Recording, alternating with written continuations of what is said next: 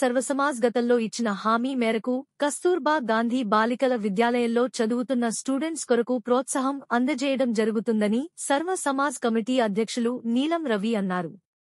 గురువారం కస్తూర్బా గాంధీ బాలికల విద్యాలయంలో సర్వసమాజ్ ఆధ్వర్యంలో 2 బెంచీలు, సర్వసమాజ్ ఉపాధ్యక్షులు బర్ల మోహన్ ఒక బెంచ్ ని అందించారు. ప్రముఖ వ్యాపారవేత్త కవిత రాజు పాఠశాల కొరకు స్పీకర్ బాక్స్ అందించారు. వీటిని సర్వసమాజ్ కమిటీ అధ్యక్షుల చేతుల మీదుగా పాఠశాలకు అందజేశారు. ఈ సందర్భంగా నీలం రవి మాట్లాడుతూ గతంలో పాఠశాలను సందర్శించిన సందర్భంగా ఇచ్చిన హామీలు నెరవేర్చడానికి కృషి చేస్తున్నామని, భవిష్యత్తులో కూడా స్టూడెంట్స్ తో పాటు పాఠశాల అభివృద్ధి కొరకు సహకారం అందజేస్తామని తెలిపారు. దూర ప్రాంతాల్లో నుండి కస్తూర్బా పాఠశాలలో చదువుకునేందుకు వస్తున్న స్టూడెంట్స్ శ్రద్ధతో చదువుకుని పాఠశాలకు, కన్న తల్లిదండ్రులకు మంచి పేరు తెచ్చిపెట్టాలని సూచించారు. గిరిజన విద్యార్థుల సంక్షేమం కొరకు ప్రభుత్వం కృషి చేస్తోందని అన్నారు. ప్రభుత్వంతో పాటు పాఠశాల డెవలప్మెంట్ కొరకు దాతలు ముందుకు రావడం అభినందనీయం అని పేర్కొన్నారు.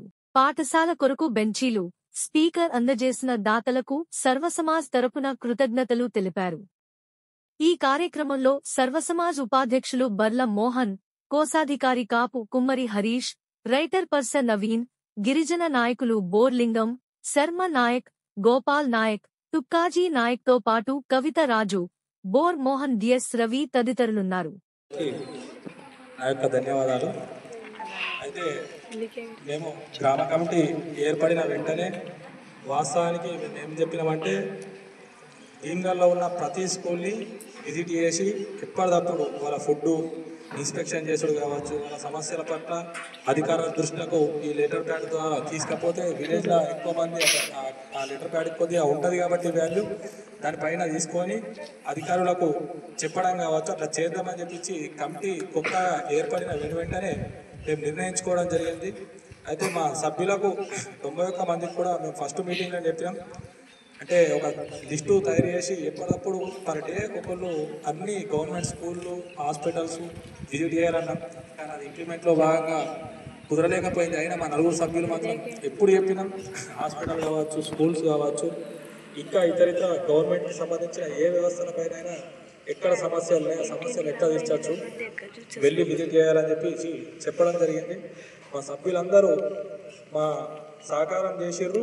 మా కమిటీ సభ్యులందరూ ఆ రోజు ఒకరోజు మేడం దగ్గరికి స్కూల్లో ఫుడ్ ఎట్లా ఉన్నదని చెప్పించి చూద్దాం ఇక్కడ ఏం సమస్యలు ఉన్నాయి అని విజిట్ చేయడం జరిగింది. ఆ రోజు ఫుడ్ తీసుకున్నాం. ఆ రోజు ఫుడ్ చాలా బాగుంది. అయితే మేడం చెప్పింది ఇట్లా మేము అసెంబ్లీ నిర్వహించుకోవడానికి స్పీకర్ లేదు, మీరు ఎవరితోనన్నా డొనేట్ చేయర్రి అని చెప్పడం జరిగింది. అయితే బయట పేరెంట్స్ వాళ్ళు అంటే వీళ్ళకు రెగ్యులర్గా స్కూల్ అవర్స్ ఉంటాయి కాబట్టి ఈవినింగ్ టైంలోనే పేరెంట్స్ని కలవడానికి వీలుంటాయి కాబట్టి వీళ్ళు 4 o'clock దాకా పేరెంట్స్ బయటనే కింద ఊపుకోవడం చాలా బాధ అనిపించింది. దాన్ని చూసిన వెంటనే అదే రోజు ఈవినింగ్ ఆ బెంచ్లు ఆర్డర్ చేద్దామనగానే మా ఉపాధ్యక్షుడు వాళ్ళ తండ్రి పేరు మీద 1 ప్లస్ కమిటీ పేరు మీద మేము ఒక 2 మేము వెంటనే బాక్స్ కావాలా అని చెప్పించి మా రాజన్న చెప్పంగానే 7,000 రూపీస్తో కంపెనీకి సంబంధించింది కాబట్టి 7,000 రూపీస్తో ఆ బాక్స్ ఓవర్ చేయడం జరిగింది. దీనికి అంటే ఒక ప్లాట్ఫారం క్రియేట్ చేయాలి.